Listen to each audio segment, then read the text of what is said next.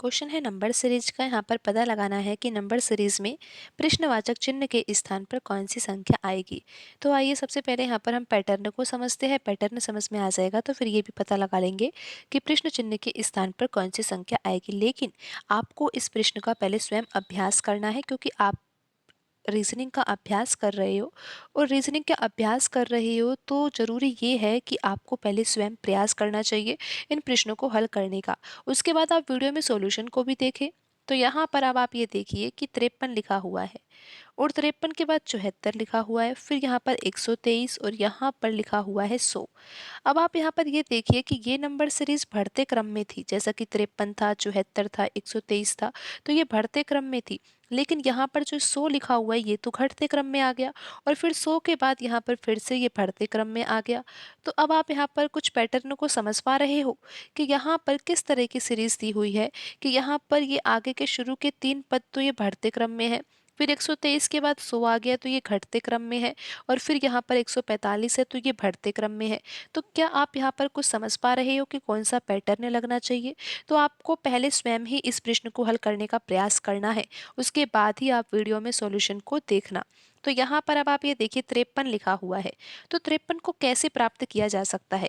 क्या आप ऐसा सोच पा रहे हो कि अगर हम 16 में 3 का गुणा कर दे तो 16 तिया 48 होगा, और 48 में अगर 5 जोड़ दिया जाए तो यहाँ पर कितना आ जाएगा? 53 आ जाएगा। इस तरह से यहाँ पर हम 53 को प्राप्त कर सकते हैं। अब यहाँ पर दूसरा नंबर लिखा हुआ है 74, तो 74 को कैसे प्राप्त किया जा सकता है? तो यहाँ पर अगर आप 14 ले लोगे, और 14 का गुणा आप किससे करो? 6 से करो, और माइनस अगर आप 10 करोगे तो यहाँ पर कितना आ जाएगा? 74 आ जाएगा। 14 छिक 84, और 84 में से अगर 10 घटाया जाता है तो 74 ही आता है। तो इस तरह से यहाँ पर हम 74 को भी प्राप्त कर सकते हैं। अब अगला पद यहाँ पर क्या है? 123 है, तो हमें 123 प्राप्त करना है। लेकिन अब पैटर्न तो आपको समझ में आ ही रहा होगा किस तरह का पैटर्न है यहाँ पर। जैसा कि यहाँ पर 16 लिखा हुआ है, फिर 16 में से 2 घटाकर यहाँ पर 14 आ गया था, तो यहाँ पर हम 12 लिख देते हैं। अब देखिए यहाँ पर 3 से गुणा किया, यहाँ पर 6 से किया है, तो यहाँ पर हम 9 से गुणा कर देते हैं। फिर आप देखिए कि यहाँ पर 5 जोड़ा गया है, यहाँ पर 10 घटाया गया है, तो यहाँ पर हमें लिखना तो 15 है, लेकिन यहाँ पर हमें प्लस करना है। फिर आप देखिए 12 गुणा 9 करोगे तो 108 आ जाएगा, और 108 में 15 जोड़ने पर 123 आ जाएगा। तो इस तरह का पैटर्न यहाँ पर इस नंबर सीरीज में लग रहा है।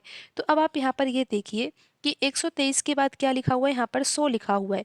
तो अब हमें यहाँ पर क्या प्राप्त करना है? 100 प्राप्त करना है। लेकिन आप पैटर्न को ध्यान से समझिए कि यहाँ पर जैसा कि 16 है, 14 है, 12 है, तो यहाँ पर अब हमें 10 लिखना है। फिर देखिए 3 का पहाड़ा है, यहाँ पर 3, 6, 9, तो यहाँ पर 12 से गुणा करना है। फिर यहाँ पर प्लस है, माइनस है, प्लस है, तो यहाँ पर हमें क्या करना है? माइनस करना है। फिर आप देखिए 5, 10, 15, और यहाँ पर हमें लिखना होगा 20। अब आप देख सकते हो कि यहाँ पर 100 ही आएगा। 10 का गुणा 12 से करेंगे तो 120 आएगा, और 120 में से 20 घटाने पर तो कितना आ जाता है? 100 आ जाता है। तो इस तरह से यहाँ पर 100 भी प्राप्त हमने कर लिया है। अब 100 के बाद देखिए 145 लिखा हुआ है, तो 145 अगर हमें प्राप्त करना है तो पैटर्न तो अब आपको अच्छे से समझ में आ गया है कि यहाँ पर जैसा कि 12 था, फिर 10, तो यहाँ पर अब हमें 8 लिखना है। गुणा किससे करना है? जैसा कि यहाँ पर 12 से गुणा किया है, तो ये 3 का पहाड़ा ही तो चल रहा है, तो यहाँ पर हमें अब 15 से गुणा करना है। यहाँ पर माइनस किया है तो यहाँ पर प्लस करेंगे, यहाँ पर 20 लिखा है तो यहाँ पर 25 लिखेंगे। अब देखिए कि 145 आ रहा है या नहीं। 8 गुणा 15 कितना होगा? 120 होगा। 120 में 25 जोड़ने पर कितना आ जाएगा? 145 आ जाएगा। तो इस तरह से यहाँ पर 145 भी हमने प्राप्त कर लिया है। अब हम पता लगाएंगे कि 145 के बाद यहाँ पर अगली संख्या क्या होगी। तो पैटर्न तो आपको अच्छे से समझ में आ गया है कि यहाँ पर 10 है, यहाँ पर 8 है, तो यहाँ पर अब हमें क्या लेना चाहिए?